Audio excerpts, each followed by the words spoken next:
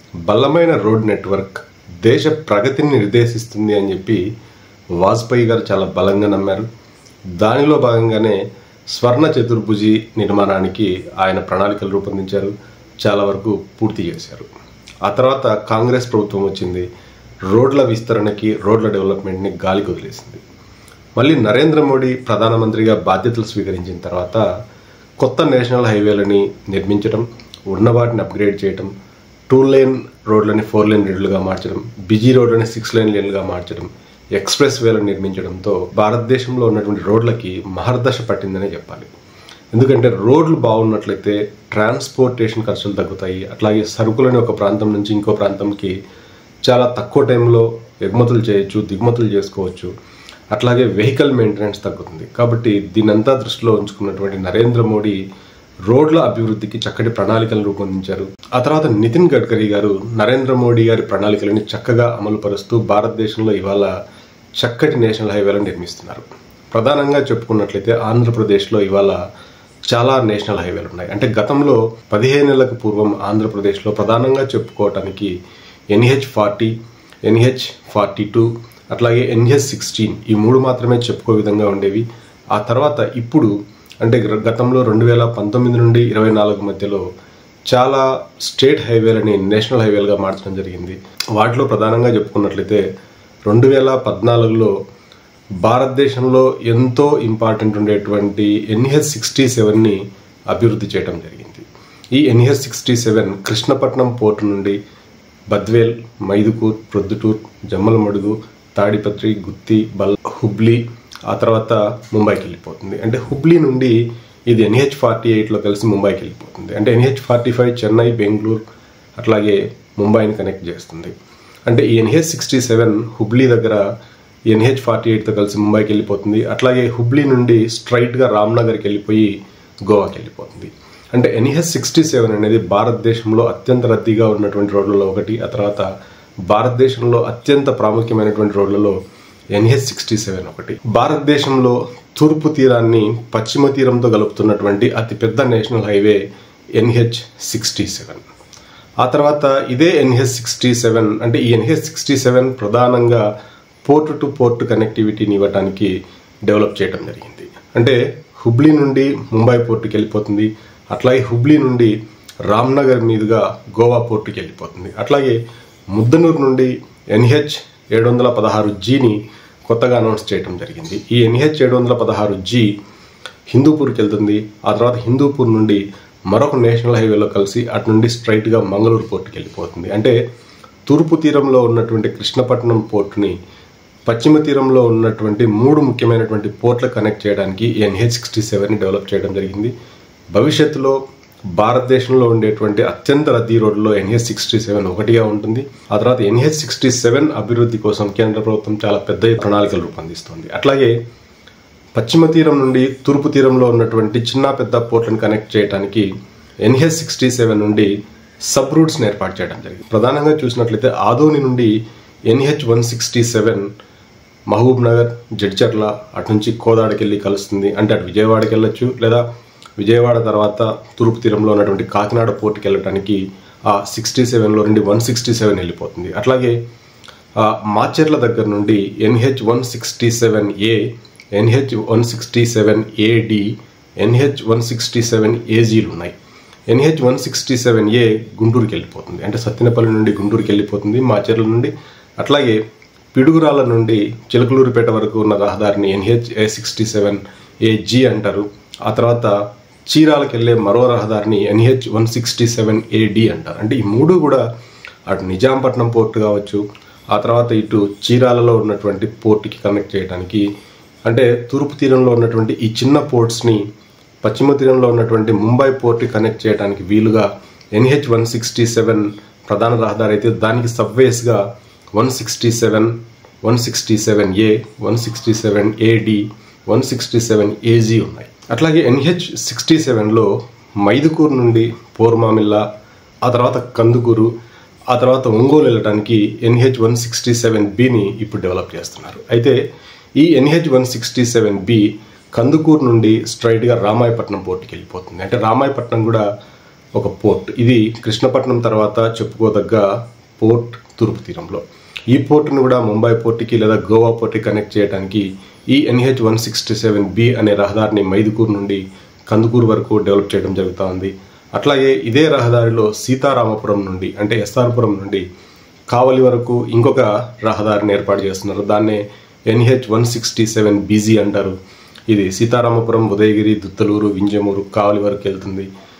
ఇవన్నీ కూడా తూర్పు తీరంలో ఉన్నటువంటి చిన్న లేదా పెద్ద పోర్ట్లని పశ్చిమ తీరంలో ఉన్నటువంటి పోర్ట్లతో అనుసంధానం చేయడానికి ఈ నేషనల్ హైవేలని అభివృద్ధి చేస్తున్నారు. అంటే సరుకులని ఒక పోర్ట్ నుండి అంటే తూర్పు తీరంలో ఏదైనా పోర్ట్ నుండి సరుకులని పశ్చిమ తీరంలో ఉన్నటువంటి పోర్టుకి సులువుగా తరలించడానికి ఈ రహదారులన్నింటినీ అభివృద్ధి చేస్తున్నారు. ఎందుకంటే ఏదైనా నౌక తూర్పు తీరం నుండి పశ్చిమ తీరంలో ఉన్నటువంటి మంగళూరు లేదా ముంబైకి రావడానికి 550 నాటికల్ మైళ్ళని అధికంగా ప్రయాణం చేయాల్సి ఉంటుంది. దాదాపుగా 5 లక్షల రూపాయలని అదనంగా ఖర్చు చేయాల్సి ఉంటుంది. దాదాపుగా 45 రోజులు అదనంగా ప్రయాణించాల్సి ఉంటుంది. 45 రోజులు అదనంగా ప్రయాణం చేయటం వల్ల సరుకులు పాడయ్యేటువంటి అవకాశం ఉంటుంది. కాబట్టి దీన్ని దృష్టిలో ఉంచుకొని కేంద్ర ప్రభుత్వం తూర్పు తీరం నుండి పశ్చిమ తీరానికి సరుకులను తొందరగా చేరవేయటానికి ఈ నేషనల్ హైవేలని అభివృద్ధి చేస్తుంది. దానిలో భాగంగానే తూర్పు తీరంలో ఉన్నటువంటి అనేక చిన్న పోర్ట్లని పశ్చిమ తీరంలో ఉన్నటువంటి గోవా, మంగళూరు లేదా ముంబై పోర్ట్లకి అనుసంధానం చేయడానికే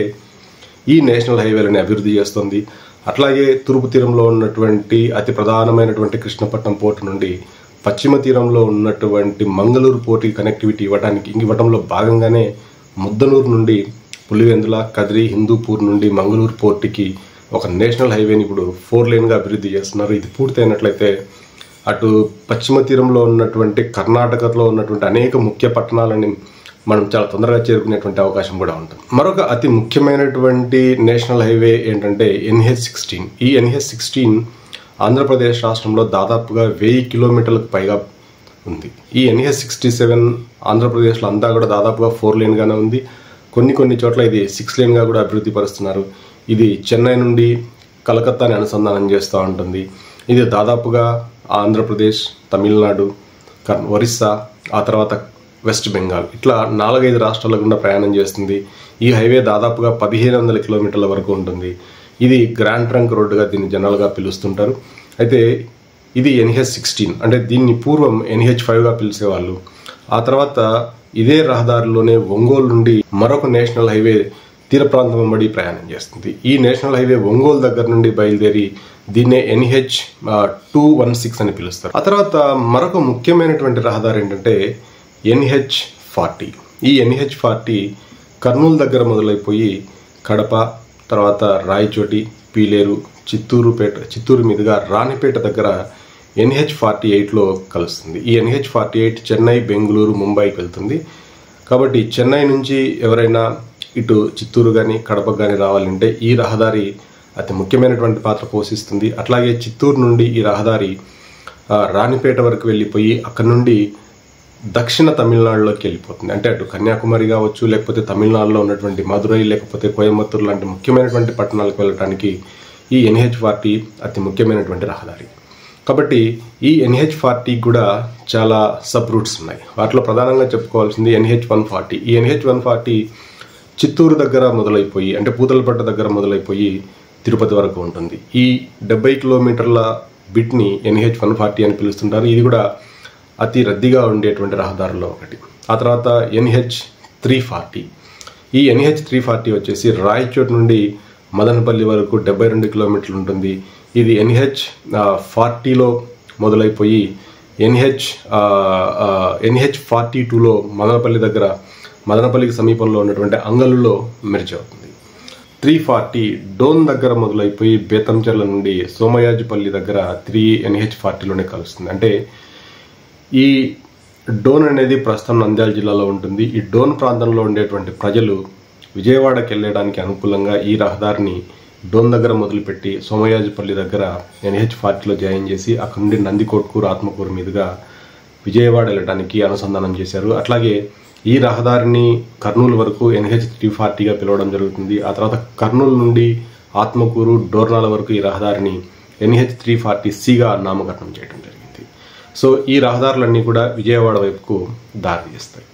అట్లాగే మరొక ముఖ్యమైనటువంటి రహదారి ఏంటంటే NH-42.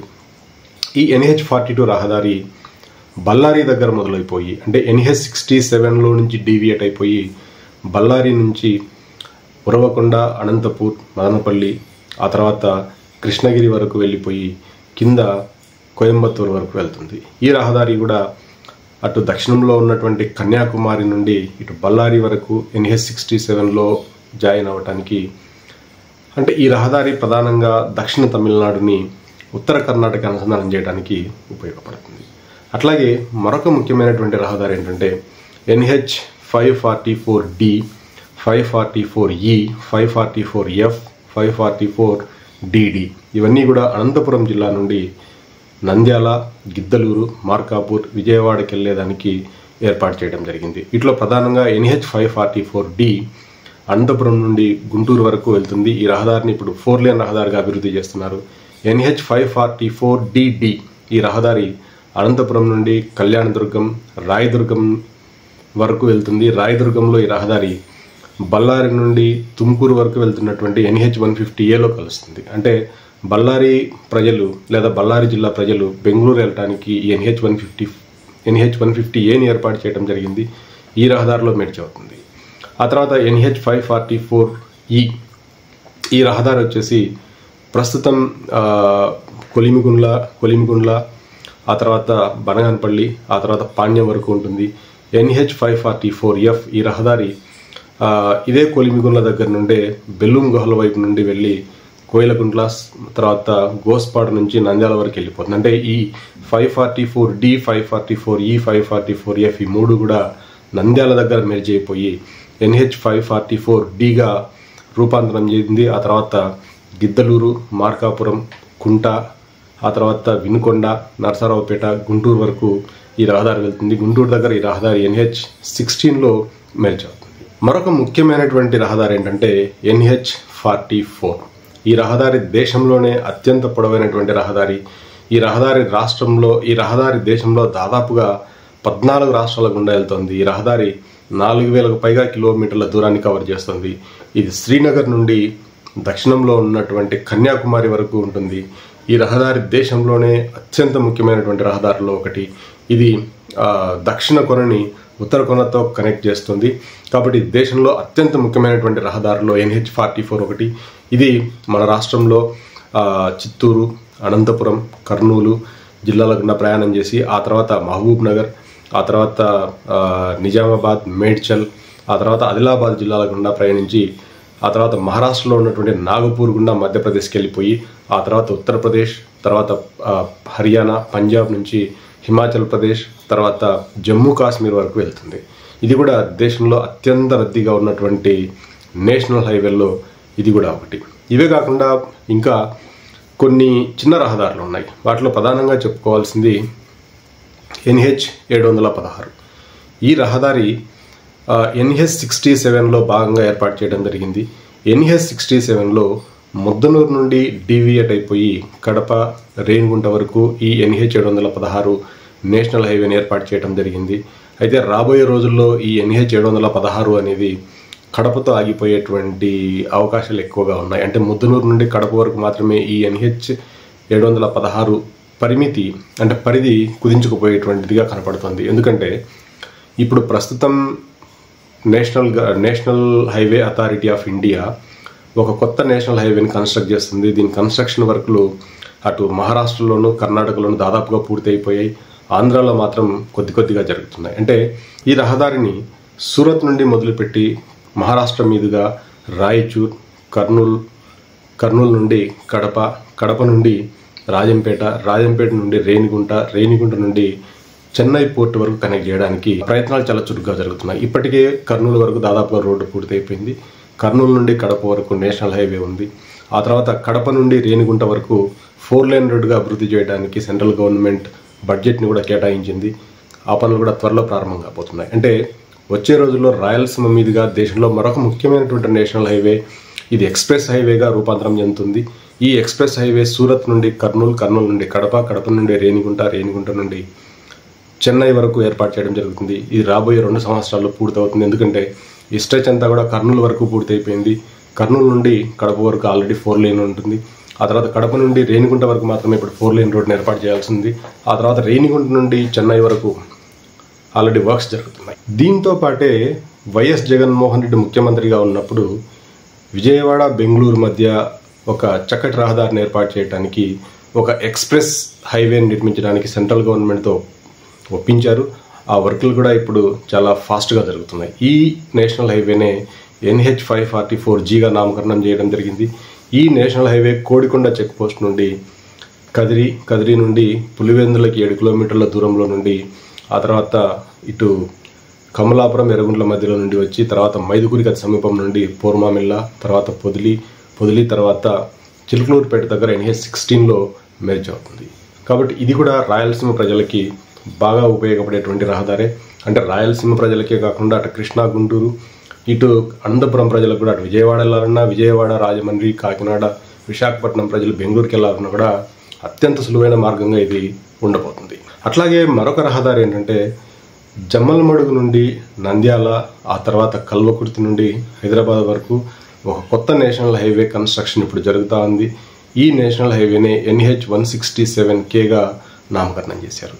ఈ నేషనల్ హైవే పూర్తయినట్లయితే తూర్పు వైపు ఉన్నటువంటి ఉమ్మడి మహబూబ్నగర్ జిల్లాల ప్రజలకి అటు రాయలసీమకి రావాలన్నా, బెంగళూరు వెళ్ళాలన్నా కూడా ఈ నేషనల్ హైవే చాలా అనుకూలంగా ఉంటుంది. ఎందుకంటే ఇప్పటికే జమ్మలమడుగు నుండి హిందూపురం వరకు 4 లైన్ వర్క్స్ జరుగుతున్నాయి. ఈ రహదారిని ఇప్పుడు కల్వకుర్తి వరకు కలెక్ట్ చేసినట్లయితే అటు హైదరాబాద్ నుండి వచ్చేటువంటి ప్రజలకు కావచ్చు, లేకపోతే ఈ కల్వకుర్తి, లేకపోతే ఆత్మకూరు, నందికొట్కూరు లాంటి ఏరియాల ప్రజలకి బెంగళూరు వెళ్ళడానికి అత్యంత సులువైన మార్గంగా ఉంటుంది. కడప జిల్లా ప్రజలు హైదరాబాద్కి వెళ్ళడానికి అత్యంత సులువైన మార్గంగా కూడా ఇది ఉండబోతుంది. ఎందుకంటే కర్నూలు మీద హైదరాబాద్కి వెళ్ళినట్లయితే 80 కిలోమీటర్ల దూరం పెరుగుతుంది. అట్లాగే ఈ రహదారి పూర్తి అయిపోయి నందికొట్కూరు, ఆత్మకూరు, ఆ తర్వాత కల్వకుర్తి మీదుగా హైదరాబాద్కి వెళ్ళినట్లయితే దాదాపుగా 80 కిలోమీటర్ల దూరం తగ్గుతుంది. అట్లాగే రంగారెడ్డి, నల్గొండ జిల్లాల ప్రజలు తిరుపతికి రావాలన్నా కూడా ఈ రహదారి అత్యంత సులువైనదిగా ఉంటుంది. ఎందుకంటే కర్నూలుని టచ్ చేయకుండా డైరెక్ట్గా నంద్యాలకు వచ్చి నంద్యాల నుండి కడప, తిరుపతికి వెళ్ళేటందుకు కూడా చాలా సులువుగా ఉంటుంది. కాబట్టి ఈ రహదారులన్నీ కూడా రాయలసీమ ప్రాంతంలోనే వెళ్తున్నాయి. కాబట్టి రాయలసీమ ప్రాంతంలో గత 5 ఏళ్ల నుండి రవాణా సౌకర్యాలు చాలా పెద్ద ఎత్తున మెరుగుపరచడం జరిగింది. కాబట్టి రాయలసీమ ప్రజలు గత 50 ఏళ్ల నుండి సరైనటువంటి ఇన్ఫ్రాస్ట్రక్చర్ లేకుండా, రోడ్ డెవలప్మెంట్ లేకుండా అనేక ఇబ్బందులకు లోనయ్యారు. గత 5 ఏళ్ల నుండి జగన్మోహన్ రెడ్డి గారు చక్కటి చర్యలు తీసుకోవటం, అట్లాగే ఇప్పుడు చంద్రబాబు నాయుడు గారు కూడా సరైనటువంటి చర్యలు తీసుకోవటం వల్ల రాయలసీమ ప్రాంతం గుండా అనేక నేషనల్ హైవేలు వెళ్తున్నాయి. దీనివల్ల ప్రజలకి చక్కటి రవాణా సౌకర్యాలు ఏర్పడ్డాయి. ఇప్పుడిప్పుడే రాయలసీమ ప్రాంతంలో రైల్వే నెట్వర్క్ కూడా పెరుగుతుంది. దీనివల్ల రాయలసీమ ప్రాంతానికి దేశంలో ఉన్నటువంటి ఇతర ప్రాంతాలతో చక్కటి కనెక్టివిటీ ఏర్పడుతుంది. దీని ద్వారా రాయలసీమ ప్రజలు తమ పంటలను ఇతర ప్రాంతాలకు ఎగుమతి చేసుకోవటము, అట్లాగే ఇతర ప్రాంతాల నుండి ఇక్కడికి ఇండస్ట్రీస్ని ఏర్పాటు చేసుకునేటువంటి అవకాశాలు కూడా మెరుగుపడుతున్నాయి. కాబట్టి ఏదైనా ప్రాంతం అభివృద్ధి చెందాలన్నా, ఆర్థికంగా ఎదగాలన్నా చక్కటి రోడ్ నెట్వర్క్ ఉండాలి. బహుశా ఈ రోడ్ నెట్వర్క్ లేకపోవడం వల్లే రాయలసీమ అన్ని విధాలుగా వెనకబడ్డది. ఇప్పుడు రాయలసీమ ప్రగతి పదంలో వెళ్ళటానికి ఒక సరైనటువంటి అవకాశం లభించిందని చెప్పాలి.